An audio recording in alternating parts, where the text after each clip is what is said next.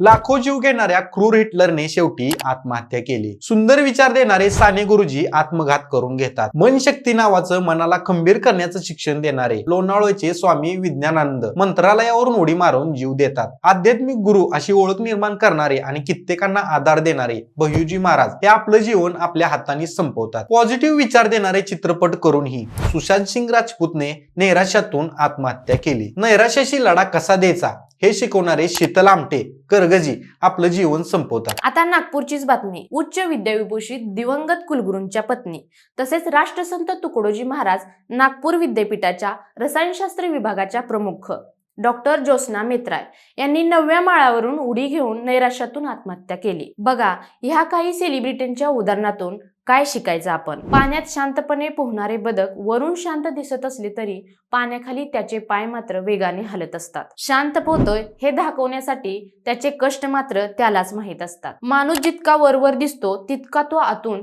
खंबीर असेलच असं नाही. त्याच्या मनात वेगळीच खळबळ असू शकते जी आपल्यापर्यंत पोहोचत नसते, किंवा ती खळबळ तो आपल्या आनंदी आणि सुखी चेहऱ्यांच्या आड दडवत असतो आणि लपवायचा प्रयत्न करत असतो. शेवटी काय, वर सुंदर ताजमहाल दिसत असला तरी खाली कबरच आहे हे विसरून चालणार नाही. भय्यूजी महाराजांनी आत्महत्या केल्यावर एबीपी माझा चॅनेलने एक परिचर्चा घडवून आणली होती. त्यात भय्यूजी महाराजांचे मित्र वानखेडे यांनी मानवी स्वभावाचा फार सुंदर पैलू सांगितला. भय्यूजी महाराज स्वतः एक आध्यात्मिक गुरु पण होते, पण स्वतः एक व्यक्ती पण होते. आपल्या मनातील ट्रेस बाहेर काढण्यासाठी त्यांच्याजवळ आउटलेट नव्हता. डॉक्टर शीतल आमटे, बाबा आमटे यांची नात यांचंही अगदी भय्यूजी महाराज यांच्यासारखंच झालं. इतकं महत्वाचं असतं का हे आउटलेट? होय, कोट्यवधी खर्च करून पाण्यासाठी एक धरण बांधले आणि त्याला आउटलेटच दिला नाही तर काय होईल? निश्चितच धरण फुटेल. इतकं महत्वाचं असतं हे वेस्टवेअर. मानवी शरीर ही विविध पंचतत्वातून बनलेले एक धरणच आहे. या शरीरात समस्यांची आवक ही अतिप्रमाणात झाली तर हे शरीररूपी धरण फुटेल की राहील? मुंबई का तुंबते? कारण पुरेसे आउटलेट नाहीत. म्हणून आपले आउटलेट सदैव सताड उघडे ठेवा.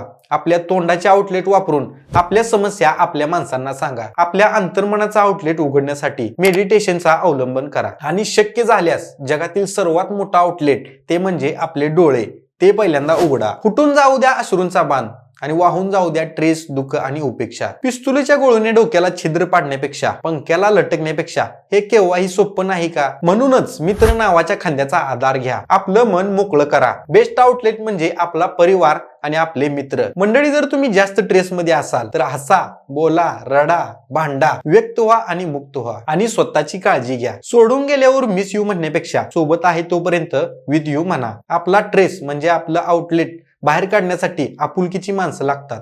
या आपुलकीची माणसं मिळण्यासाठी खूप भाग्य लागतं. आणि खरंच तुम्हाला ट्रेस असेल तर आपुलकीच्या माणसांना सांगा. मन मोकळं करा, पण आत्महत्या करू नका. आपलं जीवन हे एकदाच असतं, ते मनसोक्त जगा. मंडळी, तुम्हाला हा आमचा व्हिडिओ कसा वाटला कमेंट मध्ये नक्की सांगा. जर तुमचे मित्र कोण ट्रेस मध्ये असतील तर त्यांना हा व्हिडिओ शेअर करा. तुम्ही जर आमच्या चॅनलवरती नवीन असाल तर आमच्या चॅनलला सबस्क्राईब नक्की करा. धन्यवाद.